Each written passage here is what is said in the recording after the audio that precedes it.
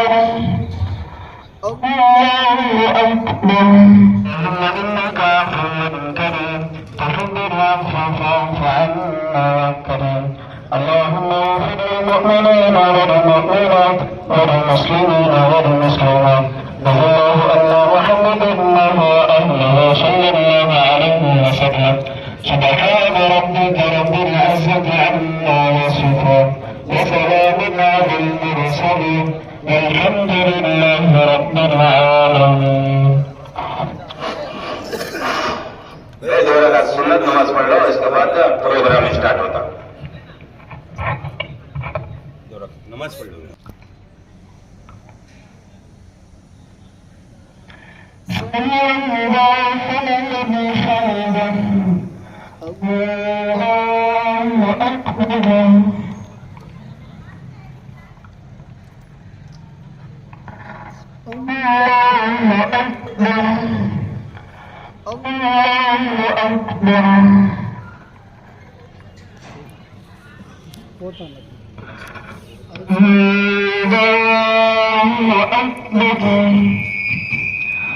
الحمد لله رب العالمين الرحمن الرحيم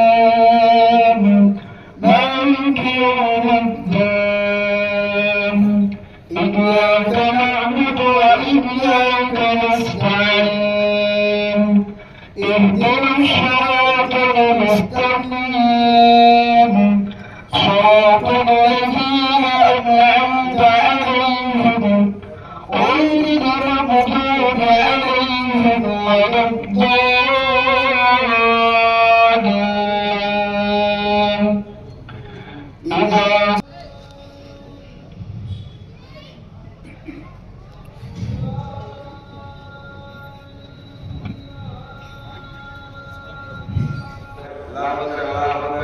أشهد أن لا إله إلا الله أشهد أن لا إله إلا الله أشهد أن محمد رسول الله أشهد أن محمد رسول الله. حي على الصلاة حي على الصلاة حي على الفلاح حي على الفلاح قد قامت الصلاة قد قامت الصلاة. الله أكبر الله أكبر لا إله إلا الله. الله أكبر.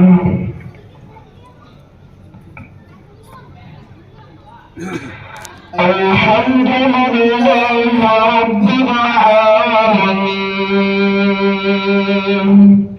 الرحمن الرحيم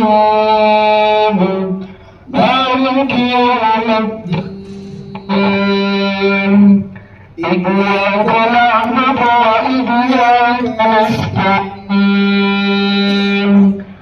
اهدنا الصراط المستقيم صراط الذين أنعمت عليهم غير المغضوب عليهم ولا الضالين لولا أن تداركه نعمة من ربه لنبذ بالعراء والهوان فاجتباه ربه فجعله من الصالحين وإن يكاد الذين كفروا ليزلقونك بأبصارهم لما سمعتك ويقولون إنه لمجنون وما هو إلا ذكر قبول فرما، اے اللہ ان کی جیت عطا فرما، اے اللہ ان کی جیت عطا فرما، خوشیاں عطا فرما، اے اللہ روزوں کو، اے اللہ رمضان کے مہینے میں، اے اللہ پورے لوگوں کے اللہ روزے کی اختیار کرا رہی مولا، اے اللہ تو بے انتہا قبول فرما، بے انتہا قبول فرما، دائیں بائیں آگے پیچھے اللہ کی حفاظت فرما، اے اللہ اللہ کو کامیاب فرما، اے اللہ جس پارٹی میں اللہ اللہ خدمت کر رہی ہے اللہ اس پارٹی کو قبول فرما، اے اللہ کامرانی عطا فرما، آگے بڑھنے کی توفیق عطا فرما، اے اللہ بھائی اللہ مل کر جڑ کر کام کرنے کی توفیق عطا فرما، سب کے اندر اتحاد پیدا فرما، اتفاق پیدا فرما، محبت عطا فرما، جوڑ پیدا فرما، توڑ سے حفاظت فرما، دشمناگی سے حفاظت فرما، ایک دوسرے کا اکرام کرنے والے بنا، ایک دوسرے کو ساتھ دینے والے بنا، اے اللہ ہندو بھائی بھی مسلمان بھائی بھی اپنا بن کر کے اللہ کام کرنے کی توفیق عطا فرما، اے اللہ جیسا ہمارے بڑے چل رہے تھے اللہ اسی طرح اللہ چلنے کی توفیق عطا فرما، اے اللہ رکاوٹوں کو دور فرما، دشمناگی کو دور فرما، آپس میں محبت پیدا فرما، اے اللہ امر اللہ کی پارٹی سامنے آنے کی توفیق عطا فرما، اے اللہ سب اے اللہ ووٹ ڈال کر جتانے کی توفیق عطا فرما، اے اللہ ایسے تو اللہ خریوں میں گاؤں میں پہلے سے اللہ ان کے باپ دادا سے اللہ یہ کام کرتے آ رہے مولا، اے اللہ بے انتہا قبول فرما، اے اللہ بڑوں کے ساتھ بچوں کے ساتھ بھی محبت سے پیش آتے ہیں اللہ اے اللہ اس محبت کو قبول فرما، اے اللہ ان کے والد صاحب بھی اللہ ہمارے علاقے کے ہیں اللہ وہ بھی رہسوت پر اللہ اچھا کام کر رہے تھے مولا، محبت سے سب کے ساتھ پیش آتے تھے مولا، اسی طرح ان کے والد صاحب جیسا کر رہے تھے ویسے امرنا بھی کر رہے ہیں مولا، قبول فرما، کامیابی عطا فرما، اے اللہ کامیابی عطا فرما، اے اللہ کامرانی عطا فرما، سب کے روزوں نمازوں قبول فرما، جتنے بھائی یہاں پر آئے ہیں مولا سب کے اندر اللہ کی محبت پیدا فرما، اپنے گھروں میں محنت کرنے کی توفیق عطا فرما، دوسروں کو تشکیل کر کے اللہ کو جتانے کی توفیق عطا فرما، اے اللہ جتانے کی توفیق عطا فرما، تو بہتر جانتا ہے مولا سب کے تکلیفوں کی اللہ دور فرما، سب کے پریشانی کو دور فرما، اے اللہ بہت کچھ مانگنا ہے مولا، مانگنے سے زیادہ تو بہتر جانتا ہے، تمام کی ضرورتوں کو پورا فرما۔ ముస్లిం సోదరులందరూ ఈరోజు రోజా ముగించుకొని ఈ ఇఫ్తార్లో మీరందరూ కూడా ఇంతమంది నా ఆహ్వానం మేరకు ఇక్కడికి రావడం నిజంగా కూడా మీ అందరికీ మనస్ఫూర్తిగా చేతులెత్తి నా నమస్కారాలు తెలియజేసుకుంటూ అదేవిధంగా రంజాన్ శుభాకాంక్షలు మీ అందరూ కూడా తెలియజేసుకుంటూ రంజాన్ పండుగ ఒక పవిత్రమైనటువంటి పండుగ, ముఖ్యంగా నిష్ఠతో ముస్లిం సోదరులందరూ భక్తి శ్రద్ధలతో ఆ భగవంతుడిని అందరికీ న్యాయం చేయాలి, అందరినీ చల్లగా చూడాలి, మన చుట్టుపక్కల ఉండే వాళ్ళందరూ మనతో పాటు సుఖంగా సంతోషంగా ఉండాలని ప్రార్థించేటువంటి ప్రతి ఒక్క ముస్లిం సోదరుడికి నేను మనస్ఫూర్తిగా కూడా మరొకసారి నమస్కారం తెలియజేస్తున్నాను। చాలా నిష్ఠతో ఉంటారు, మంచి కార్యక్రమాలు చేయాలా, భగవంతుణ్ణి మనమందరం కూడా ఒక మంచి కోసం ప్రార్థించాలనేటువంటి ఒక మంచి ఉద్దేశంతో ఈ కార్యక్రమం ప్రతి సంవత్సరం కూడా మేము చేస్తా ఉన్నాం। నేను ప్రతి సంవత్సరం కూడా మీతో కలిసి పాల్పంచుకునేటువంటి అవకాశం అదృష్టం ఆ వల్ల నాకు ప్రసాదించిన దానికి మనస్ఫూర్తిగా ఆయన కూడా మనస్ఫూర్తిగా తెలియజేస్తున్నాను। ఈ సందర్భంగా నేను ఎక్కువ రాజకీయాలు మాట్లాడాను కానీ ఒక 2-3 విషయాలు పలమనేరుకు సంబంధించి పలమనేరు నియోజకవర్గం పలమనేరు పట్టణానికి సంబంధించినటువంటి 2-3 విషయాలు ఈ సందర్భంగా మీ అందరితో కూడా కలిసి నేను పాల్పంచుకోవాల్సినటువంటి అవసరం బాధ్యత నా పైన ఉందని చెప్పి ఈ సందర్భంగా తెలియజేసుకుంటున్నా. ఏ రంజాన్ మాసంలో కానీ ఎప్పుడు ఇఫ్తార్లో కానీ నేను ఎప్పుడు కూడా రాజకీయాలు మాట్లాడినటువంటి సందర్భం గతంలో లేదు. మీరు ఎప్పుడు చూసినా ఎప్పుడు నేను రాజకీయాలు మాట్లాడాలి. ఈసారి మాత్రం ఖచ్చితంగా మాట్లాడవలసినటువంటి అవసరం నా పైన మనందరి పైన ఉంది కాబట్టి నేను మాట్లాడే ప్రయత్నం మాత్రమే చేస్తా ఉన్నా. ఎందుకంటే గత తెలుగుదేశం ప్రభుత్వ హయాంలో కీర్తిశేషుడు నందమూరి తారక రామారావు గారు ఏ రోజైతే పార్టీని స్థాపించాడో ఆ రోజు ముస్లిం సోదరులే మొట్టమొదటగా సైకిల్ను రోడ్లపై కట్టి బయటకు వచ్చినటువంటి సందర్భాన్ని ఒకసారి గుర్తు చేస్తాను. దాన్ని బలపరిచేటువంటి వ్యక్తి ఒక సెక్యులర్ భావాలు ఉన్నటువంటి మనిషి. ఆ సెక్యులర్ భావాలతో పెట్టినటువంటి పార్టీ ఆ రోజు తెలుగుదేశం పార్టీ ఒకసారి మీకు అందరికీ కూడా గుర్తు చేస్తా ఉన్నా. ఆ తర్వాత చంద్రబాబు నాయుడు గారు అధికారంలోకి వచ్చిన తర్వాత ఎన్నో కార్యక్రమాలు మైనారిటీల కోసం చేశాం.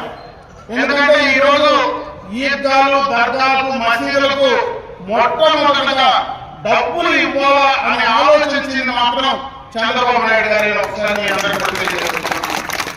దాంట్లో భాగంగానే మన ప్రాంతంలో కూడా మనం చేసుకున్నాం. అదే కాదు, ముస్లింలు ఎక్కువ మంది పేదలు ఉంటారు. ఎక్కువ మంది చిన్నప్పుడే చదువు కంటే ఉపాధి కోసం మందికి బయటపోయేటువంటి పరిస్థితి ఉంటుంది. అటువంటి వాళ్ళందరికీ కూడా ఒక కార్పొరేషన్ ద్వారా డబ్బులు ఇవ్వాలని ఆలోచన చేసింది కూడా చంద్రబాబు నాయుడు గారు అని చెప్పి సందర్భంగా మీ అందరి దృష్టికి తెస్తా ఉన్నాం.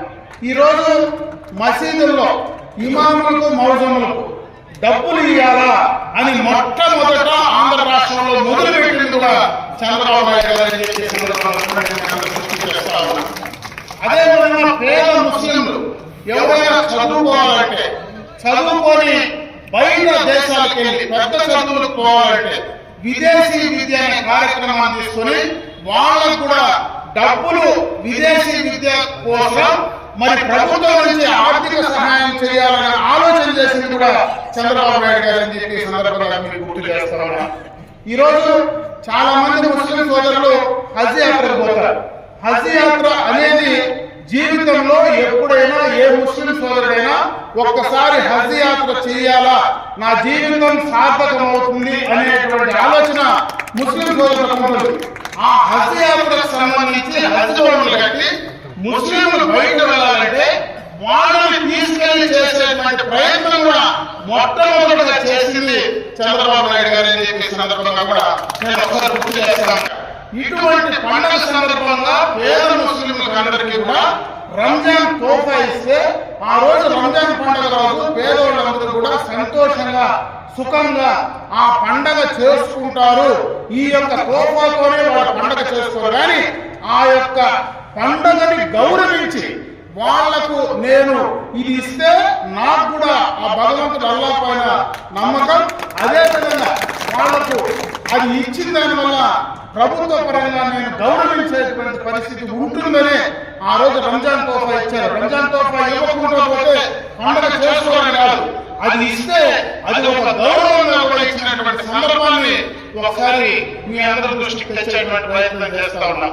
ఇటువంటి ఎన్నో కార్యక్రమాలు ఇంకా కూడా చాలా ముస్లిం సోదరులందరికీ కూడా గతంలో చంద్రబాబు నాయుడు గారు చేశారు. ఆ కార్యక్రమాలన్నీ కూడా ఈ రోజు మనకు పూర్తిగా కూడా లేకుండా పోయినాయి. ఇక్కడే మన పట్టణంలో చాలా మంది ముస్లిం పేదవాళ్ళు ఉన్నారు. ఈ రోజు బయట పని చేసుకునే వాళ్ళు, కూలీ వాళ్ళు ఉన్నారు. వాళ్ళందరికీ కూడా ఇక్కడ ఒక అన్న క్యాంటీన్ పెట్టి అన్నం కూడా పెట్టేటువంటి కార్యక్రమం గతంలో చేస్తా ఉన్నాం. ఈరోజు హిందువులు ముస్లింలు అందరూ కూడా కలిసి పేదలకు భూమి పెట్టేటువంటి కార్యక్రమం చేస్తా ఉంటే అది కూడా ఈ రోజు ఈ పట్టణంలో లేకుండా పోయే సందర్భాన్ని ఒకసారి మీ అందరికీ కూడా గుర్తు చేస్తా ఉన్నా. అది లేకపోయినా నేను పర్సనల్ గా ఉండి చేయాలనే ఆలోచనతోనే దాదాపు సంవత్సరం నుంచి ఆ కార్యక్రమాన్ని కూడా కొనసాగించినటువంటి సందర్భాన్ని కూడా ఒకసారి మీ అందరికీ చెప్పే ప్రయత్నం మాత్రం చేస్తా ఉన్నాం. ఇకపోతే మన నియోజకవర్గానికి సంబంధించి ఈ పట్టణంలో నేను మీ అందరికీ కూడా చెప్పేది, గతంలో మా తండ్రి రామకృష్ణారెడ్డి గారు ఈ ప్రాంతానికి ప్రజాప్రతినిధిగా ఉన్నారు. ఎప్పటి నుంచినో మా కుటుంబం, నేను కానీ, మా తండ్రి గారు కానీ, మా తాతగారు కానీ ఎప్పుడు కూడా పలమనేరులో కానీ, మా రాయలపేటలో కానీ, అదేవిధంగా నియోజకవర్గంలో ఉండేటువంటి ముస్లిం సోదరులతో ఎప్పుడు మాకు అవినాభావ సంబంధాలే ఉన్నాయి. గతంలో కుటుంబంలో శాసనసభ్యుడిగా, అక్కడ పార్లమెంట్ సభ్యుడిగా కూడా ఆయనకు మాకు అక్కడ ఉన్నటువంటి ముస్లింలతో ఎప్పుడు మాకు మంచి సంబంధాలతోనే మేము కొనసాగాం. మొట్టమొదటిగా మా తండ్రి గారు మరి శాసనసభ్యుడు అయిన తర్వాత ఫస్ట్ టైం మన హిస్టరీలో అక్కడ రాజీ మసీద్ అనేటువంటి పురాతన మసీదుకు ఆ రోజు అక్కడ షాదీ మహల్ కట్టిస్తే ముందర షాప్ రూములు కట్టే ఆ మసీదుకు మెయింటెనెన్స్ కు ఆ డబ్బులు తీసుకొని మసీద్ చేసుకునేటువంటి పరిస్థితి. ఈ రోజు మనందరి దగ్గర కూడా శక్తి ఉండొచ్చు, మనందరం కూడా ఈ రోజు బలంగా మనకందరూ పిల్లలందరూ కూడా బయట ఉండొచ్చు. ఆ రోజు 30 సంవత్సరాల క్రితం ఆ రోజు మనందరికీ కూడా అంత శక్తి లేదు. ఏ ముస్లింలు కూడా మరి ఎక్కువ చేసుకునే అవకాశం లేదు. ఎవరి దగ్గర దానం ఇచ్చినా తీసుకునే పరిస్థితి లేదు. ఆ మసీదుకే ఒక ఆదాయాన్ని సృష్టించి అది చేసిన తర్వాత ఆ రోజు చంద్రబాబు నాయుడు గారు ముఖ్యమంత్రి అయితే ఇది మంచి కార్యక్రమం, రాష్ట్రమంతా కూడా ఇది చేయాలని చేసినటువంటి సందర్భాన్ని ఒకసారి మీ అందరికీ కూడా గుర్తు చేసినటువంటి స్కూల్ కావచ్చు, హై స్కూల్ కావచ్చు, ఆ రోజు అక్కడ ఉన్నటువంటి పరిస్థితుల్లో ఒక ఉర్దూ హై స్కూల్ కావాలంటే ఎన్ని అడ్డంకులు వచ్చినా, ఎవరు ఏమనుకున్నా, మా పార్టీలో ఎవరైనా వద్దన్నా కాదన్నా నేరుగా ఆ రోజు రామకృష్ణారెడ్డి వచ్చి కుర్చీ వేసుకొని కూర్చొని ఆ స్కూల్ చేసినటువంటి సందర్భాన్ని ఒకసారి గుర్తు చేస్తాను. అది ఎందుకు చెప్తున్నానంటే మీరు కూడా చదవాలా, మైనారిటీలు కూడా చదువుతో ముందుకు రావాలా, చదువు అంటే మనకు ఆస్తి అని మంచి ఆలోచన, దూరపు ఆలోచన ఆ రోజు నుంచి చేశాడు కాబట్టి ఆ కార్యక్రమాలు తీసుకున్నాం.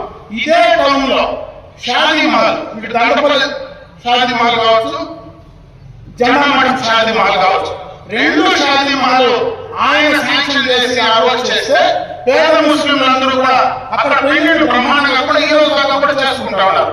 మరి నేను మొన్న మంత్రి అయిన తర్వాత నాకు చెప్తే దానికి అడిషనల్ గా నేను డబ్బులు శాంక్షన్ చేసిస్తే దండపల్లి షాదీ మహల్కు వాళ్ళు ఖర్చు పెట్టినటువంటి డబ్బులు కూడా ఈ రోజు రాకపోతే రేపు అధికారం వస్తే మొట్టమొదటిగా నేను చేసే కార్యక్రమం అదే. ఆ 2 షాదీ మహల్ నేను ఇస్తున్నాను కదా, అది నేను కంప్లీట్ చేస్తానని చెప్పాను. అదే కాకుండా 1 కోటి రూపాయలతో ఈద్గాలో ఒక పెద్ద షాదీ మహల్ కట్టాలి. ఈ 2 కాదు, ఈద్గాలో మనకు జాగా ఉంది. 1 కోటి రూపాయలతో పెద్ద షాదీ మహల్ కడితే ఇంకా ఎక్కువ మంది పెద్ద పెళ్లిళ్ళు చేసుకునేవాళ్ళు వాళ్ళ కార్యక్రమాలు వాళ్ళు చేసుకోవడానికి అవకాశాలు ఉంటాయి. చాలా షాదీ మహల్లో ముస్లింలకు సంబంధించి, ఎందుకంటే మనం ఆ రోజు మన పెళ్లిళ్ళలో బిర్యానీ చేసుకుంటాం, హిందువులు చేసుకునే దాంట్లో వెజిటేరియన్ చేసుకుంటారు. కొన్ని షాదీ మహల్లో ముస్లింలు పెళ్లి చేసుకోవడానికి ఇబ్బంది ఉంది, అది నాకు తెలుసు. ఎందుకంటే అన్ని షాదీ మహల్లో మనకు అవకాశం రాదు. అందుకని మైనారిటీస్ సెపరేట్ గా షాదీ మహల్ అంటే వాళ్ళ పనులు వాళ్ళు చేసుకోవడానికి అవకాశం ఉంటుందని ఆలోచనతోనే ఆ రోజు ఆ షాదీ మహల్ శాంక్షన్ చేస్తే దానిని కూడా ఈ రోజు మరి ఓడి పిల్లలు చెప్పి మధ్యలో ఆపేసినటువంటి సందర్భాన్ని కూడా ఒకసారి మీకు గుర్తు చేసే ప్రయత్నమే చేస్తా ఉన్నా. ఇదే కాకుండా కొత్త కార్యక్రమం మన నియోజకవర్గంలో ముఖ్యంగా ముస్లింల అమ్మాయిలు 10వ తరగతి తర్వాత చదివించాలంటే ఇబ్బంది. పల్లెల్లో 5వ తరగతి తర్వాత హై స్కూల్ పంపించాలంటే దూరంగా ఉంటే మనం ఆటోలను బయట పంపించడానికి కొంత మనకి ఇబ్బంది ఉందనేది నాకు తెలుసు. చిన్నప్పటి నుంచి మీతో కలిసి పెరిగినారు కాబట్టి ముస్లింల కుటుంబాల్లో అమ్మాయిలు కొంచెం దూరంగా చదివించాలంటే కొంచెం ఇబ్బంది ఉండేటువంటి పరిస్థితి ఉందని ఆలోచనతో ఫస్ట్ టైం స్టేట్ లో నేను బీకోట్ లో ఒక మైనారిటీ రెసిడెన్షియల్ జూనియర్ కళాశాల డబ్బుతో కూడా శాంక్షన్ చేసి ల్యాండ్ అలాట్ చేసి, ల్యాండ్ కూడా నేనే అలాట్ చేసి టేకన్ ఓవర్ కూడా చేయించి, అంటే ల్యాండ్ కూడా హ్యాండ్ ఓవర్ చేయించి డబ్బులతో కూడా జీవో ఇస్తే మరి ఈ రోజు దాకా కూడా అది ఆ కార్యక్రమం పూర్తి కాదు. నేను ఒకటే చెప్పాను, నేను రేపు మళ్ళా అధికారమైన తర్వాత కరెక్ట్ గా 3 నెలల్లో మళ్ళా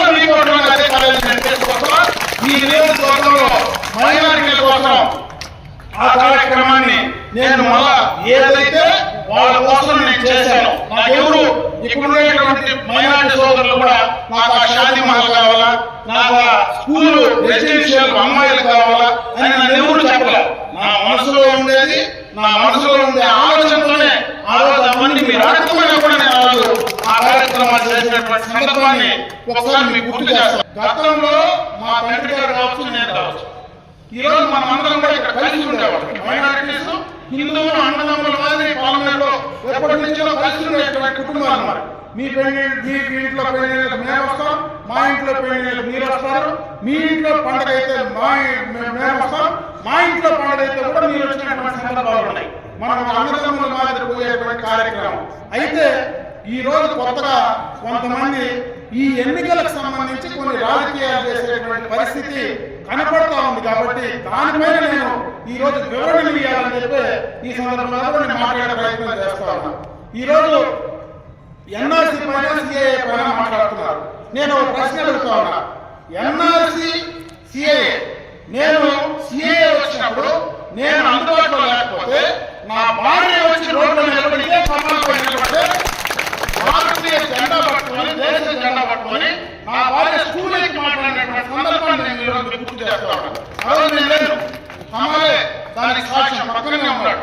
అదేగా ఆ రోజు సిఏఏ జరిగినప్పుడు ఈ రోజు ఎవరైతే మార్కస్ అధ్యక్షుడు ఉన్నాడో, ఆ మాజీ అధ్యక్షుడు ఉన్నారో, వాళ్ళిద్దరూ నా ఇంటికి వచ్చి ఈ రోజు మాకు ఇబ్బంది ఉంది, మాకెవరు అందుబాటులో లేరు, మాకెవరు మమ్మల్ని మాట్లాడడం లేదంటే నాకెవరితో పని లేదు, నేను అధికారంలో ఉన్నా, ప్రతిపక్షంలో ఉన్నా, మీకు నష్టం జరిగితే నేను నీళ్ళకి వస్తానని చెప్పి ఆ రోజు కూడా నేను నీళ్ళకి వచ్చి మాట్లాడేటువంటి సందర్భాన్ని ఒకసారి గుర్తు చేస్తా ఉన్నా.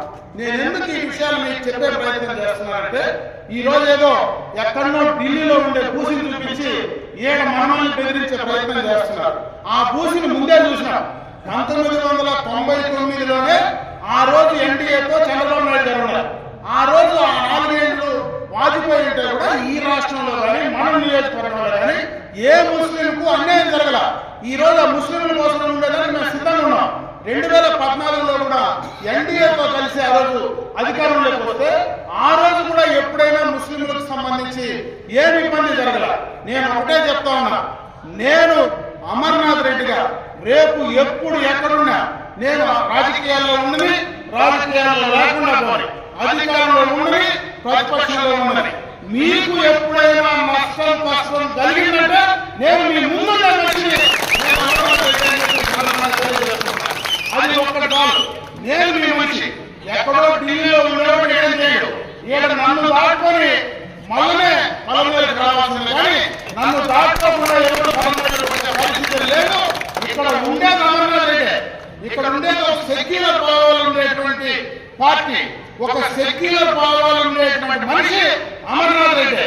కాబట్టి ఎవరు కూడా దానికి సంబంధించి భయపడాల్సిన అవసరం లేదు. ఎవరైనా రాజకీయం కోసం మిమ్మల్ని అనవసరంగా మద్దతు పెడితే ఎవరు నమ్మాల్సిన పని కూడా అవసరం లేదు. నేను పుట్టిండే కుటుంబం కేలబాతిలో రామకృష్ణారెడ్డి కుటుంబంలో ఆయన పుట్టిన, ఆయన కూడా సెక్యులర్ భావాలు, ముస్లింల కోసం చేసిన పనులు ఒకసారి మీకు గుర్తున్నాయి. అదే రక్తంతో నేను ఈరోజు మీ ముందరున్నా. నేను సెక్యులర్ భావాలు ఉండేటువంటి వ్యక్తిని కాబట్టి ఎవ్వరూ ఇటువంటి తప్పుడు ప్రచారాలు నమ్మద్దండి.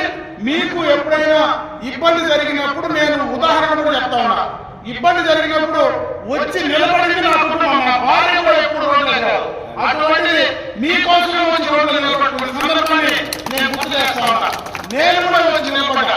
కాబట్టి అటువంటి తప్పుడు ప్రచారాలు ఎన్నికల కోసం, రాజకీయాల కోసం, ఓట్ల కోసం మాట్లాడేటువంటి మాటలు దయచేసి నమ్మదండి. చేసింది మేమే, చేయబోయేది నేనే. మళ్ళా రేపు మీకు అవకాశం ఉండేది నేనే. రేపు మీ అర్థం మీకు ఏదైనా నష్టం జరిగితే రోడ్లోకి వచ్చి ఫస్ట్ నిలబడేది నేనే. రేపు ఎమ్మెల్యే కావచ్చు, మంత్రి కావచ్చు, ఏదైనా నేను వచ్చి మీకోసం రోడ్లో నిలబడే వ్యక్తిని అమర్నాథ్ రెడ్డిగా. దయచేసి మీరందరూ కూడా నన్ను ఆదరించి నన్ను నమ్మని చెప్పారనే సందర్భంగా మీ అందరికీ కూడా మనస్ఫూర్తిగా తెలియజేసుకుంటున్నా.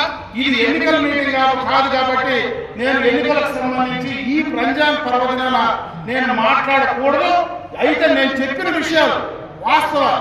ఈ వాస్తవాలు మీకు చెప్పే ప్రయత్నమే. ఈ రోజు సోషల్ మీడియాలో అక్కడ ఇక్కడ రకరకాలైనటువంటి ప్రచారాలు, రకరకాలుగా బూతుని బొమ్మని ఏదో పెద్ద పెద్ద దెయ్యాలను చూపించి బెదిరించే పరిస్థితి చేస్తారు. ఏ దెయ్యమో ఏ భూతమో ఈ పాలనలో రాదు. నేనే పెద్ద భూతం రాని మీరు దాని గురించి మీరు భయపడాల్సిన పని లేదని చెప్పి ఈ సందర్భంగా తెలియజేసుకుంటూ మరొకసారి నేను మళ్ళా ఓట్లు అడిగే సమయం వస్తుంది, ఖచ్చితంగా మీ దగ్గరకు వచ్చి ఓట్లు అడగతా. ఎందుకంటే ఈ రోజు మళ్ళా నేను ఓట్లు అడిగితే ఓట్ల కోసం ఇవన్నీ చెప్తా ఉన్నాడట. నేను ఓట్ల కోసం ఈ కార్యక్రమం కాల రంజాన్ నాడు మీ అందరితో కలిసి ఈ రోజు నేను ఈ యొక్క రంజాన్ పండుగ దినాన మీ అందరితో కూడా కలిసి ఇఫ్తార్ విందులో పాల్గొనడం కోసమే ఈ కార్యక్రమాన్ని పెట్టా. అయితే సందర్భం ఉంది, నిన్న మొన్న రకరకాలుగా ఇవన్నీ వస్తా ఉన్నాయి. మీకు చెప్పాల్సిన బాధ్యత నా పైన ఉంది కాబట్టి మీకు చెప్పేటువంటి ప్రయత్నం చేశాను. ఎన్నికలు అయిపోయిన తర్వాత ఇంకొక రంజాన్ కూడా మళ్ళా వస్తుంది. 2025లో రంజాన్ వస్తుంది. ఆ రోజు మళ్ళా నేను ఎంత కానీ ఎట్లా కానీ మీతో ఇదే చోట మళ్ళా మనం రంజాన్ చేసుకుంటాం. ఎక్కడున్నా ఎట్లున్నా మళ్ళా మనమే ఇదే రంజాన్ మనందరం కూడా కలిసి ఇంకా బ్రహ్మాండంగా ఇంకా ఉత్సాహంగా బ్రహ్మాండంగా చేసుకునే సమయం కూడా మనకు వస్తుంది. ఆ రోజు మిగతా విషయాలు ఆ రోజు ఇంకా బాగా నేను చాలా బాగా మాట్లాడతా, కానీ ఈ రోజు అవన్నీ నేను కొన్ని మాట్లాడి మీ దాకా వచ్చినా కూడా కిందకి అదిని పెట్టేస్తాను. ఇప్పుడు బయటపడను. రేపు 2025లో కరెక్ట్ గా ఈయన కూర్చొని ఆ రోజు చెప్తాను నేనేంది మీరేంది ఆ రోజు నేను చెప్పే ప్రయత్నం అయితే ఖచ్చితంగా చెప్తా. మరొకసారి ఈ రోజు ఈ రంజాన్ పర్వదినాన ఈ ఇఫ్తార్లో పాల్గొనడానికి వచ్చిన ముస్లిం సోదర సోదరులు, ముఖ్యంగా మీ ముస్లిం సోదరులందరికీ కూడా మరొక్కసారి మనస్ఫూర్తిగా కృతజ్ఞతలు తెలియజేసుకుంటూ అందరినీ పరమేరులో నియోజకవర్గంలో ఉండేటువంటి అందరినీ హిందువుల్ని ముస్లింలు అందరినీ చల్లగా చూసి మంచి ఆయుష్ ఆరోగ్యం ఐశ్వర్యం ఇవ్వాలని చెప్పి మనస్ఫూర్తిగా అల్లాహ్ని ప్రార్థించుకుంటూ సెలవు